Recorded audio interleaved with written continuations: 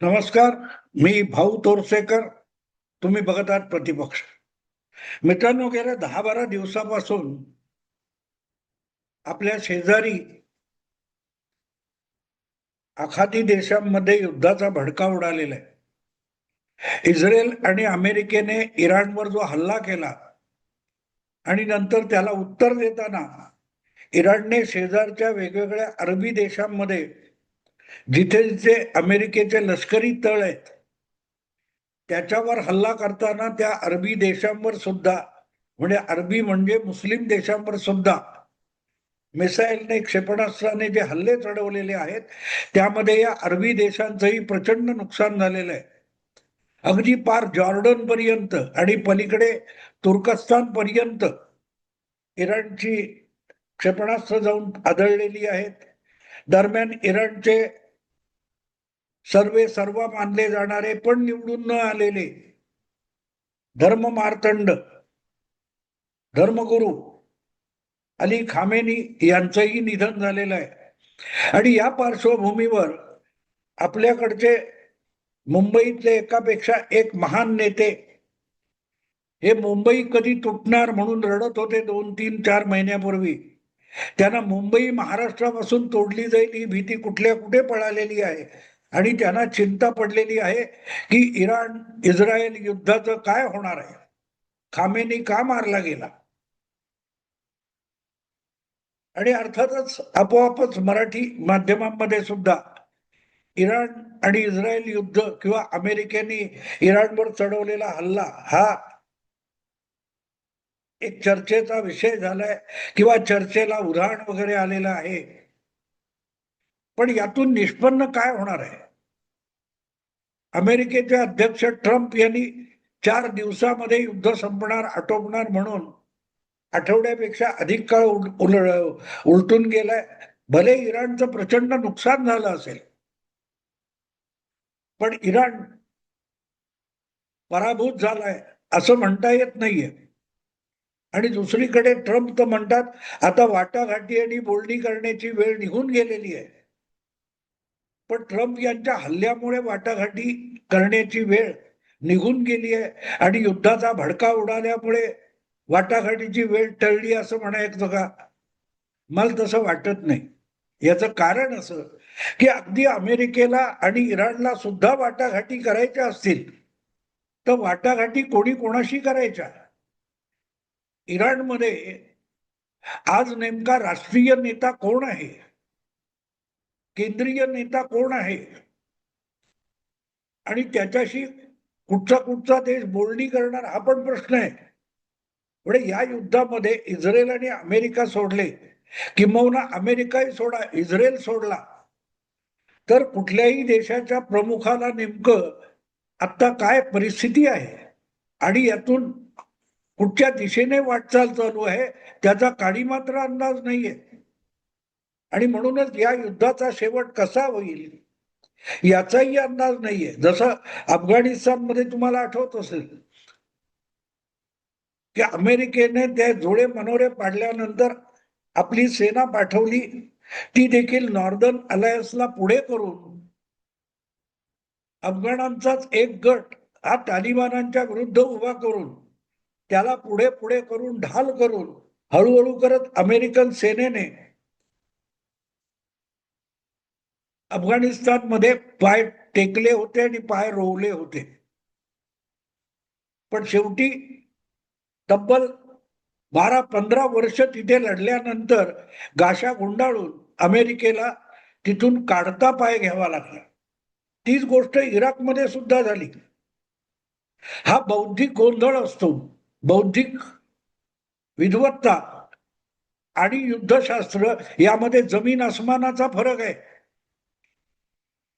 तुमच्या विचारधारा वगैरे वगैरे या युद्धामध्ये चालत नसतात. मला वाटतं अरिस्टॉटल नावाचा जो ग्रीक काय रोमन विचारवंत आहे त्याचा एक फार सुंदर कोट मी कुठेतरी वाचलेला होता. युद्ध जिंकणं सोपं असतं पण युद्ध संपल्यावर शांतता प्रस्थापित करणं फार अवघड असतं. याचा अर्थ काय? युद्धामध्ये सैन्याकडून सैन्याचा पराभव होतो पण त्या सैन्याच्या पलीकडे दोन्ही बाजूला लाखोच्या संख्येने सामान्य नागरिक आणि जनता असते. त्या जनतेला आयुष्यामध्ये स्थैर्य आवश्यक असतं. आपलं कुटुंब, आपला परिवार, आपली मुलं बाळ, आपला कामधंदे, आपली रोजी रोटी याची चिंता असणारे लाखो लोक असतात आणि त्यातला 1% पण सैनिक नसतो. त्यामुळे सैनिकांची हारजीत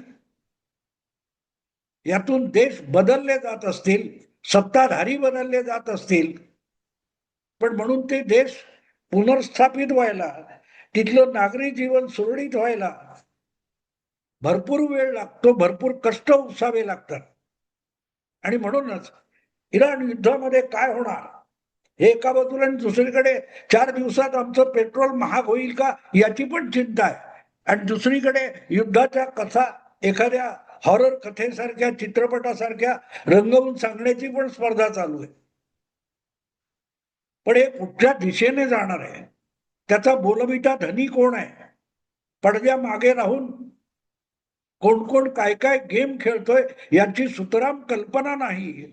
असे लोक रोजच्या रोज या इराण, इस्रायल, अमेरिका युद्धाबद्दल प्रचंड पांडित्य सांगत असतात. पण तिथे प्रॅक्टिकली काय चालू आहे, कोण काय खेळ करतोय, मोदी गप्प का, आणि मोदी बोलल्यानंतर काय होणार याचाही थोडा किंचित अंदाज त्यांना नाही. त्यांचं पांडित्य ऐकलं की हसावं की रडावं कळत नाही. पोरकटांच्या हातामध्ये ज्या वेळेला एखादा व्यवहार जातो तेव्हा तो व्यवहार आणि बिझनेस बुडायला वेळ लागत नाही. मोठमोठी साम्राज्य, मग ती औद्योगिक असोत, राजकीय असोत, लष्करी असोत, अशीच पोरकटांच्या हाती सूत्र गेल्यानंतर धुळीला मिळालेली आहेत साम्राज्य. मग ते मोगल साम्राज्य असो किंवा आणखीन कोणाचं असो, ग्रीकांचा असो, रोमनांचा असो वगैरे, ब्रिटिशांचा वसाहतवाद असो, हे का धुळीला मिळाले? ज्या वेळेला परिणामांचा विचार न करता आपलं पांडित्य सांगणाऱ्या लोकांचा वर्चस्व सुरू होतो, तेव्हा कुठलाही व्यवहार असो किंवा युद्ध असो किंवा राष्ट्र असो आणि समाज असो, ते धुळीला मिळाल्याशिवाय राहत नाही. आणि म्हणूनच आजच्या घडीला मला असं वाटतं की इराण इराक युद्ध कुठून सुरू झालं, कशामुळे सुरू झालं, हेही बघणं आवश्यक आहे. आणि त्याचं पर्यावसान कुठे आलंय? मला वाटतं 27 ऑक्टोबर किंवा 26 ऑक्टोबर 2023, म्हणजे 3.5 वर्षाचा काळ, 2.5 वर्षाचा काळ उलटला असेल. ज्या वेळेला इस्रायलमध्ये ज्यू लोकांचा काहीतरी मोठा पवित्र सण चालू होता, अशा वेळेला एका कोपऱ्यात तिथे असलेली गाझा पट्टी नावाचा जो भूप्रदेश आहे, तिथे बसलेल्या जिहादींनी इस्रायलने उभारलेलं कुंपण तोडून घुसखोरी केली आणि शेकडोच्या संख्येने लोकांना मारले, ज्यूंना. अनेकांना उचलून अपहरण करून गाझा पट्टीत घेऊन गेले, तिथे कुठे कुठे भुयारात लपवले वगैरे वगैरे. आणि अजूनही सगळे ज्यू अपहरण झालेले सुटलेले नाहीत. हा सगळा इतिहास एवढ्यासाठी सांगतोय की या युद्धाची, इस्रायल इराण युद्धाची सुरुवात त्या गाझा पट्टीच्या कुरापत खोरीतून झाली. तेव्हा आमच्या सुप्रियाताई सेव गाझा म्हणत होत्या. प्रियांका गांधी पॅलेस्टाईनची बॅग खांद्याला लावून मिरवत होत्या. हे असल्या बॅगा लावून ना निवडणुका लढवल्या जात, ना युद्ध लढवलं जात, ना जिंकलं जात. याची अक्कल सुद्धा या लोकांना नाही असं आता म्हणावं लागतं. कारण जेव्हा हे खांद्याला बॅगा लावून, परसा लावून फिरत होत्या पॅलेस्टाईन आणि सेव गाझा, ती या युद्धाची ठिणगी होती आणि त्याचा आज भडका उडालेला आहे. 20-25 देश त्या युद्धामध्ये ओढले गेलेले आहेत. कुठच्या तरी अशाच एका विचारवंतांचं वाक्य फार सुंदर आहे. तुम्हाला युद्ध नको असेल आणि तुम्हाला युद्धामध्ये इंटरेस्ट नसेल तरी युद्धाला तुमच्यात इंटरेस्ट असतो. युद्ध तुम्हाला कधी आपल्यात ओढून येईल चक्रव्यूहामध्ये, त्याचा तुम्हाला पत्ता लागत नाही. तेव्हा असल्या परसा लावून किंवा कसल्या तरी टी शर्ट घातले सेव गाजा म्हणून मिरवता येतं. पण जेव्हा एखादी गोळी किंवा तोफेचा गोळा जवळ येऊन पडतो ना, तेव्हा आपली पाठलोण ओली होत असते. ही वस्तुस्थिती आहे. असो, मी आज या विषयावर बोलतोय त्याचं कारण असं आहे की जे भवितव्य इराण, इराक, इस्रायल, अमेरिका या युद्धाचा भडका मी बघतोय, तेव्हा हळूहळू माझ्या लक्षात येते याच्या मागे काहीतरी मोठा प्लॅन असू शकतो. या युद्धातून संपूर्ण पश्चिम आशिया, मध्य पूर्व ज्याला म्हणतात, किंवा पश्चिम आशिया, मध्य आशिया जे काय म्हणाल, त्याचा नकाशा बदलण्याची परिस्थिती निर्माण झालेली आहे. पाकिस्तान पासून थेट तुर्कस्तान पर्यंत आणि इस्रायल पर्यंत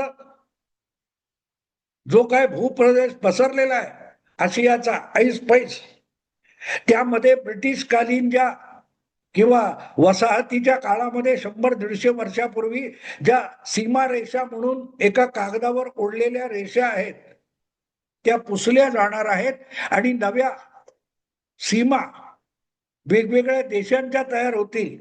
त्यामध्ये कदाचित काही देश गडप सुद्धा होतील आणि काही नवे देश जन्माला येतील. काही म्हणतो मी एवढ्यासाठी की मला आत्ता त्याचा अंदाज नाहीये, पण एक गोष्ट सांगतो की एक नवा देश जन्माला येणार आहे या इराक आणि इराण युद्ध, इस्रायल आणि इराण युद्धानंतर एक नवा देश जन्माला येण्याची शक्यता मला वाटते आहे. जसा 1971च्या 54 वर्षापूर्वी काय कधीतरी ज्या वेळेला भारत पाकिस्तानचं युद्ध झालं, ज्याला बांगला युद्ध असं पण म्हटलं जातं, जे सुरू पूर्व पाकिस्तानात झालं आणि पुढे ते पश्चिम पाकिस्तान पर्यंत सरकलं. भारताच्या पूर्व आणि पश्चिम सीमेवर झालेल्या या घनघोर युद्धामध्ये 93,000 पाकिस्तानच्या सैनिकांना युद्ध कैदी म्हणून ताब्यात घेतलं गेलं होतं. आणि त्या युद्धातून एक नव्या देशाचा जन्म झाला, ज्याला जग आज बांगलादेश म्हणून ओळखतं. एका युद्धातून एका देशाचा जन्म झाला. तसंच दीर्घकाळ चाललेल्या व्हिएटनाम, कोरिया वगैरे जे कंबोडिया असे देश आहेत जिथल्या कम्युनिस्ट सत्ता उलथून पाडण्यासाठी किंवा कम्युनिझमचा तिथे पराभव करण्यासाठी अमेरिकन सेना दीर्घकाळ लढल्या आणि त्यातून 2 व्हिएतनामचा एक व्हिएतनाम झाला. आज ज्याला होची मिन्ह नगर असं नाव आहे, होची मिन्ह सिटी, ती एकेकाळी दक्षिण व्हिएतनामची राजधानी होती. सांगायचंय तो असा की आज जो भडका उडालाय त्याला तिसरं महायुद्ध असं आपल्या चाकोरीतल्या विचारातून मांडणं सोपं आहे. पण यामध्ये ज्या ब्रिटिशकालीन किंवा वसाहतीच्या काळामध्ये ज्या सीमारेषा आखून ठराविक देश बनवले गेले, जे देश नव्हते, अरब हे अरब असतात, पण त्या अरबांमध्ये, सगळ्या अरबस्थानामध्ये वेड्या वाकड्या रेषा फ्रान्स आणि ब्रिटनने आखल्या आणि याला जॉर्डन म्हणायचं, त्याला इराक म्हणायचं, याला कुवेत म्हणा, याला सौदी अरेबिया म्हणा, सिरिया म्हणा, असे जे काय कृत्रिम देश तयार झाले, ते देश तिथल्या लोकसंख्येने कधीही मानलेले नव्हते. पण पुढारलेल्या आणि महासत्ता असलेल्या देशांनी आणि वसाहतवादी देशांनी त्यांच्यावर या सीमा लादल्या. त्या सीमा तिथल्या लोकांना, सामान्य जनतेला, नागरिकांना कधीही मान्य नव्हत्या. आणि त्यामध्ये एक नैसर्गिकरित्या एका विशिष्ट संस्कृतीचा देश संपुष्टात आला. त्याचं नाव कुर्डस. तो कुर्डिस्तान नावाचा देश जो कल्पनेमध्ये होता, जमिनीवर ज्याच्या सीमारेषा नव्हत्या, असा देश तुर्कस्तान पासून इराण पर्यंत सिरियापासून अगदी आणखीन कुठच्या देशापर्यंत वाटला गेला आणि त्यानंतरच्या गेल्या 60-70 वर्षामध्ये या कुर्डी वंशाच्या लोकांना अक्षरशः हाल हाल करून मारण्याचा आणि संपवण्याचा प्रयत्न झाला. पण आजही असं म्हणतात की साधारण 5 कोटीपेक्षा अधिक कुर्डिश लोक आहेत आणि ते वेगवेगळ्या देशात फैलावलेले आहेत. त्यांना स्वतःची मातृभूमी नाहीये. जशी ज्यूंना मातृभूमी नव्हती दीर्घकाळ, तसा कुर्डिश लोकांना आपला देश नाहीये.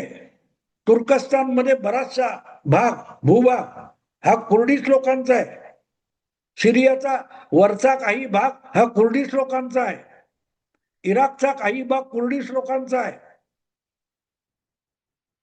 आणि आज माझ्या माहितीप्रमाणे या इतर वंशाच्या लोकांखाली चिरडले गेलेले कुर्डिश हे सततच्या या लढाईमधून टिकून राहिले असतील तर त्यांनी शस्त्र संघर्ष पण केलेला आहे. आणि असे कुर्डिश लोक हे आता हळूहळू डोकं वर काढतील. जे सद्दामशी लढले, जे तुर्कस्तानशी लढले, सिरियाशी लढले. सिरियामध्ये दीर्घकाळ चाललेलं युद्ध जे होतं तो तिथला असद नावाचा हुकुमशाह या कुर्डिश लोकांना अक्षरशः निर्वंश करण्यासाठी लढत होता. अखेर त्याला पळून जावं लागलं अमेरिकन बंबार्डिंगमुळे. आता त्यांच्यावर तुर्कस्तानचा अर्दोगन दादागिरी करत असतो. पण जे युद्धाचा भडका उडालेला आहे आणि तो पसरत चाललेला आहे त्यातून या लोकांना, कुर्डिश लोकांना आपला मातृभूमी म्हणून नवा देश तयार करण्याची अतिशय उत्तम संधी मिळालेली आहे.